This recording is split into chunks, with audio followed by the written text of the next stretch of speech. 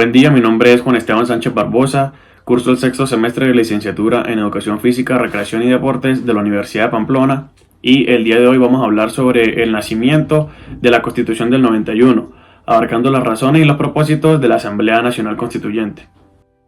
Debemos saber que la Constitución Política de Colombia del 91 nació en un contexto de profunda crisis nacional, ya que el país atravesaba una de las etapas más convulsionadas de su historia reciente, caracterizada por la violencia, la desigualdad social y el deterioro de las instituciones políticas. A finales de la década de los 80 se combinaron tres factores claves que desencadenaron esta situación crítica: la crisis del régimen político, el aumento de la violencia y la agudización de los problemas económicos y sociales. En primer lugar, el sistema político colombiano vivió una crisis de legitimidad debido al agotamiento del modelo del Frente Nacional, un acuerdo bipartidista entre liberales y conservadores que, aunque en su momento buscó lo que era estabilizar la política del país, terminó reforzando prácticas antidemocráticas como el clientelismo y la exclusión de nuevas fuerzas políticas.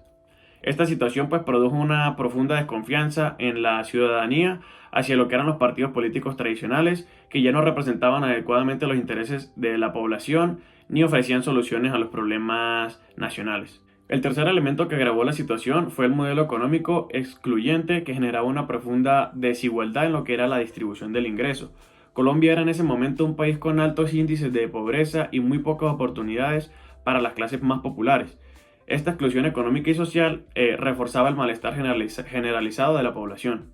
Entonces, frente a este panorama tan desolador, emergió un movimiento ciudadano que era liderado por estudiantes universitarios. Este canalizó el deseo colectivo de transformar la realidad nacional. La sociedad colombiana comenzaba a exigir una reforma estructural del sistema político.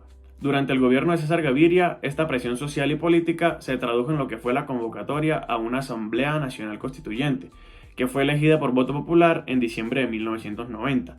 Este hecho marcó el inicio de una etapa de renovación institucional y de esperanzas para el futuro del país.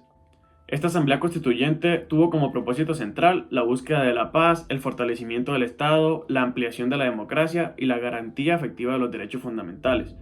A través de esta asamblea se buscó integrar los sectores armados que estaban en un proceso de negociación con el gobierno, permitiéndoles así dejar las armas y participar en la vida política dentro de los marcos institucionales. Fue así como se desmovilizaron grupos como el M-19, el EPL, el PRT y algunos movimientos indígenas.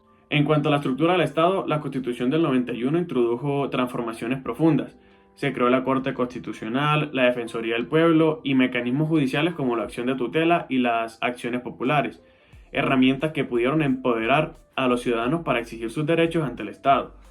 Estas reformas permitieron ampliar el concepto de justicia y garantizar los derechos fundamentales y que no quedaran solamente en el papel, sino que pudieran ser exigibles por cualquier persona. También se fortaleció la democracia participativa. Se eliminaron mecanismos que favorecían el clientelismo y se crearon nuevas formas de representación para las minorías étnicas y sectores históricamente excluidos. Por ejemplo, se establecieron curules especiales en el Congreso para comunidades indígenas y afrodescendientes, y se reconocieron los territorios indígenas como entidades político-administrativas que tenían cierta autonomía. Asimismo, se implementó la elección popular de gobernadores y se crearon juntas administradoras locales para promover la participación ciudadana a nivel municipal. En el ámbito económico, la Asamblea enfrentó una pugna entre dos proyectos de país. Por un lado, estaba el sector progresista y de izquierda, que defendían un modelo económico orientado al bienestar social y la redistribución de la riqueza. Por el otro lado, estaba el gobierno de César Gaviria, que impulsaba una agenda de reformas neoliberales centradas en la apertura económica, la privatización y la reducción del papel del Estado.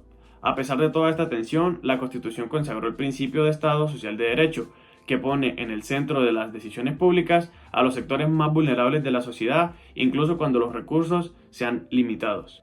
En síntesis, la Constitución del 1991 fue el resultado de un proceso histórico impulsado por una sociedad que estaba harta de violencia, la desigualdad y la corrupción.